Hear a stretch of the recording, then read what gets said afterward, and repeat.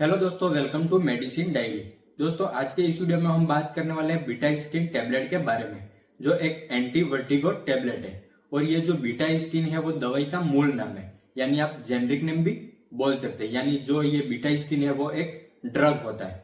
और ये बीटास्टिन टैबलेट आपको कौन कौन सी ब्रांड नेम से मिल जाता है, इसके क्या यूजेज है, डोज क्या होता है, साइड इफेक्ट्स क्या हो सकते हैं, कौन कौन व्यक्ति इसको नहीं ले सकता है, तो ये सारी जानकारी आपको इस वीडियो में मिलने वाली है। तो वीडियो को बिना स्किप के लास्ट तक जरूर देखें। तो दोस्तों, ये बीटास्टिन टैबलेट आपको कुछ पॉपुलर ब्रांड नेम से मिल जाती है, जैसे वर्टिस्टा टैबलेट, वर्टिन टैबलेट, जीवर्ट टैबलेट। तो ये कुछ इसकी पॉपुलर ब्रांड है। इसके अलावा और भी ब्रांड नेम से आपको ये टैबलेट मिल जाएगी, लेकिन ये जो मैंने आपको बताया वो पॉपुलर ब्रांड है।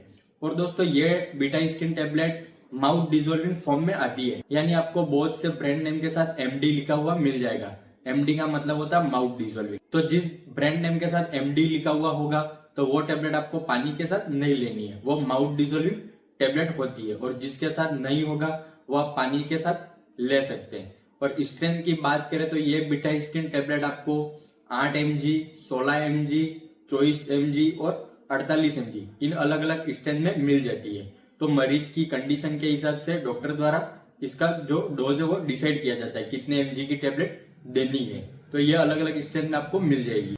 और दोस्तों, ये बीटास्टिन टैबलेट क्या करती है, ब्रेन के अंदर ब्लड सप्लाई को बढ़ाती है और ईयर के अंदर ब्लड वेसल्स को डायलेट करके उसके प्रेशर को कम करती है। तो इस प्रकार से ये वर्क करती है। अब हम बात करेंगे यूजेस की, किन किन बीमारियों में इस टैबलेट का यूज किया जाता है। तो दोस्तों, इसका जो मेन यूज होता है वो वर्टिगो में किया जाता है। वर्टिगो यानी किसी व्यक्ति को अगर चक्कर आते हैं तो उस समय इस टैबलेट का यूज किया जाता है। जब किसी व्यक्ति को चक्कर आते हैं तो सिर एकदम चकराने लगता है, चारों तरफ सब घूम रहा है ऐसा दिखाई देता है। और इसके साथ साथ आपको जी घबराना, उल्टी जैसा होना, इस प्रकार की भी समस्या होती है।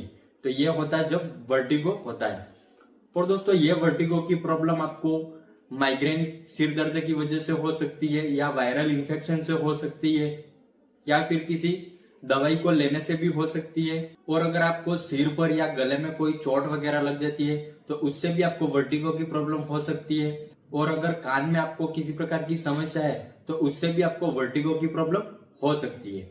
तो ये वर्टिगो की प्रॉब्लम होने पर डॉक्टर इस बीटास्टिन टैबलेट को देते हैं। इसके अलावा दोस्तों, एक टिनिटस नाम की बीमारी होती है। ये भी एक कान की बीमारी होती है। इसमें क्या होता है, व्यक्ति को कान में घंटी बजने जैसा या फिर कोई हवा चल रही है इस प्रकार से कान में सुनाई देता है।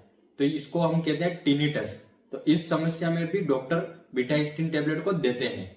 इसके अलावा एक मिनेरिस नाम की बीमारी होती है। ये भी एक कान की बीमारी है। इसके अंदर व्यक्ति को चक्कर आते हैं, कान में कम सुनाई देता है, इस प्रकार की समस्या होती है मिनेरिस होने पर। तो उस समय भी डॉक्टर हियरिंग लॉस को कम करने के लिए और ये मिनेरिस की बीमारी को ठीक करने के लिए बीटास्टिन टैबलेट को देते हैं। तो दोस्तों, ये तो हो गए इसके यूजेस। इन सारी कंडीशन में बीटास्टिन टैबलेट को दिया जाता है।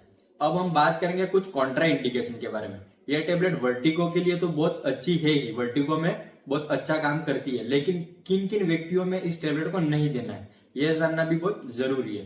तो अगर किसी व्यक्ति को पेप्टिक अल्सर की समस्या है, पेट में अल्सर की समस्या है, तो उन व्यक्तियों को बीटास्टिन टैबलेट बिल्कुल भी नहीं देनी है। इसके अलावा प्रेगनेंसी में नहीं देनी है, और ब्रेस्ट फीडिंग मदर में, यानी जो महिलाएं बच्चों को दूध पिला रही है उन महिलाओं में भी बीटास्टिन टैबलेट को नहीं देना है। इसके अलावा किसी व्यक्ति को अस्थमा की प्रॉब्लम है या फिर कैंसर की समस्या है तो उन व्यक्तियों में भी इस टैबलेट को नहीं दिया जाएगा। और 12 साल से कम उम्र के जो बच्चे हैं तो उनको भी इस टैबलेट को नहीं देना है। तो ये कुछ कॉन्ट्रा इंडिकेशन होते हैं जो आपको ध्यान में रखने हैं। दोस्तों, अब हम बात करेंगे इसके डोज के बारे में, इसको लेने का डोज क्या होता है। तो दोस्तों, 8 mg से 16 mg की जो टैबलेट होती है वो दिन में 2 बार दे सकते हैं, या फिर ज्यादा समस्या होने पर दिन में 3 बार भी दिया जा सकता है। और जो 24 mg की टैबलेट होती है वो दिन में 2 बार दी जा सकती है। और इस टैबलेट का जो मैक्सिमम डोज होता है वो दिन में वो होता है 48 mg। आप दिन में 48 mg तक मैक्सिमम डोज दे सकते हैं, इससे ज्यादा डोज आपको नहीं देना है। अगर आप इसका ओवर डोज करते हैं तो आपको फिर समस्या हो सकती है। और वैसे तो व्यक्ति के कंडीशन और व्यक्ति की जो बीमारी की सिवियरिटी के अनुसार डॉक्टर इसका डोज डिसाइड करते हैं कि व्यक्ति को कितनी टेबलेट देनी है, कितनी मात्रा में देनी है, वो डॉक्टर डिसाइड करते हैं। और इसका जो ड्यूरेशन होता है, कितने दिनों तक लेनी है, तो 5 से 7 दिन तक इसको दिया जा सकता है। और अगर ज्यादा कोई प्रॉब्लम है तो इससे ज्यादा दिन भी डॉक्टर दे सकते हैं। वो डिपेंड करता है व्यक्ति की सीवियरिटी पर, उसको क्या बीमारी है, किस कंडीशन में दे रहे हैं। तो इस प्रकार से इसका डोज होता है। अब हम बात करेंगे कुछ साइड इफेक्ट्स के बारे में, इससे क्या क्या साइड इफेक्ट्स हो सकते हैं।